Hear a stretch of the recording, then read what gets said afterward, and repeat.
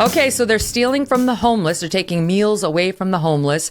You tell me, my understanding was maybe there was one person who crossed a line there, like one. So now it makes international news as this is their MO.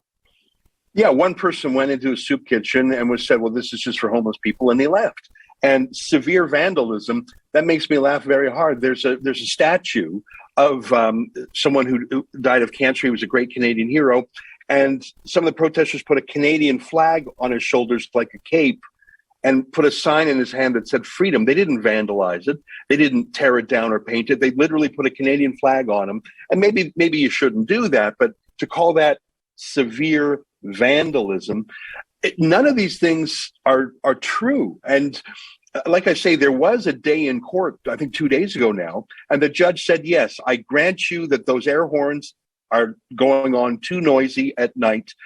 No more air horns. They've limited the air horns. There's a sort of rules there. And you know what? That might even be a reasonable thing to do.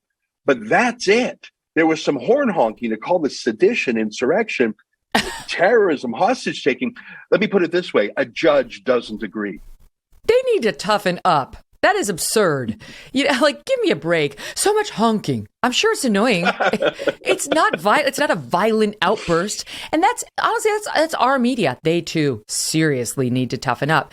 But meanwhile, you've got disturbing videos from what they're doing to the protesters, right? From trying to take the kids potentially to stealing the diesel, to this video that's now gone viral of an officer trying to arrest a 79-year-old grandfather, great-grandfather. The elderly man dropped an F-bomb at the police. That's what we understand. But this video, and to our listeners, you got to look at this on YouTube later and you'll see. It's a little guy. He's wearing like flannel pajama pants. He can't be more than 5'4". He has white hair. He is being manhandled by this cop. They have him in cuffs like he just committed a murder, and they're shoving him into this car as if, seriously, he's a massive threat to public safety. What's going on there? You know what? You're right. He's 70. He's not even 5 feet tall.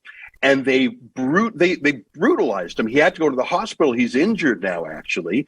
I understand he's retained counsel and is going to sue the police. But it was all because he honked his, not like a honk, honk, truck honk, but like a meep, meep on his car.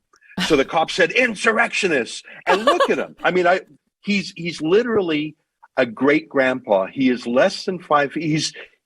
They could lift him up with one arm. Yeah, but he's they probably rough 80 him up. pounds soaking wet. You know what? And just because he go meep, meep in support of the truckers, it's shocking. And this breaks my heart because I call myself conservative. My whole life, I've been very supportive of police. But in Canada, police are the enforcement arm for public health measures, even crazy ones, even extreme ones. And to see police be politicized, I'm sorry, honking your horn, even if it's against the bylaw. Okay, so give them a ticket. To rough them up like that, the Ottawa police have been shocking. That was the Ottawa police. They did a 22-part tweet storm that I've never seen any police force in the world do ever, saying they were working with Canada's national spy agencies to get the digital data of every protester, to get their license and registration and insurance and their banking information and their digital footprint. They tweeted this out. Again, no search warrant, no one charged with anything. The Ottawa police, I think, are trying to scare people away by being so abusive. They're trying to get other people not to come. So in fact, the abusiveness, believe it or not, is the point of it.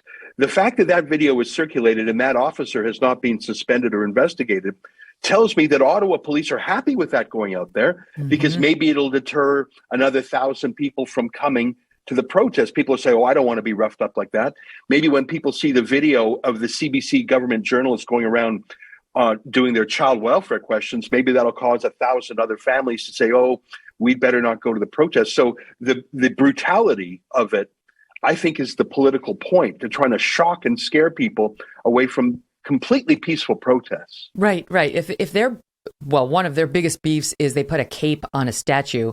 They could take a lesson from BLM. Honestly, like they threw blood over statues of Abraham Lincoln. Yeah. I mean, they went nuts. That's what real vandalism looks like. But so can we just talk about set me straight on the locations. Ottawa, that's the nation's capital. Is that ground zero right now for all of this still? Well, it's the biggest one. It's the most dramatic one. And of course, it being our capital city, it has the most politicians and media. So it certainly had the center of the action.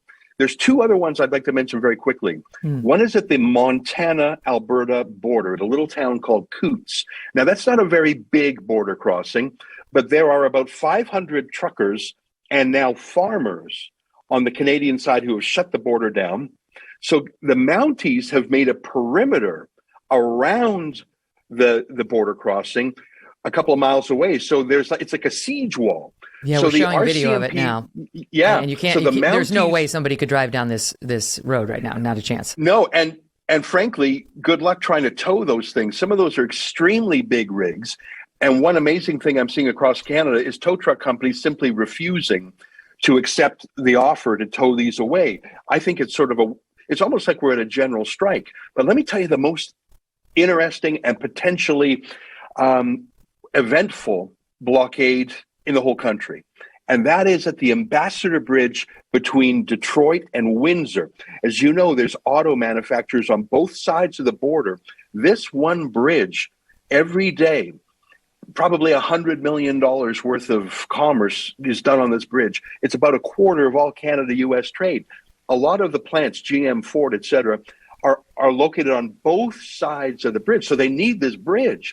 And the truckers have blocked this bridge.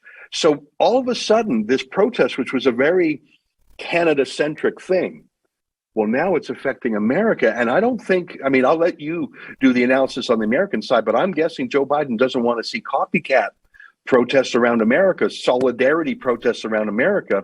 And I saw that your presidential spokesman, Jen Psaki, was actually using deferential language, respectful language. That's the interesting thing. You saw Justin Trudeau smear, slander, attack, name call. Very interesting to me to see how the Biden administration has so far not gone in aggressively, but rather with an open hand. I'm not saying they're handling it perfectly. They can't. Oh my, Ezra, after the way they backed the BLM protests, there is no chance that they can come down on this. It would just be so grossly hypocritical, even for them. I think even they don't have the guts for that.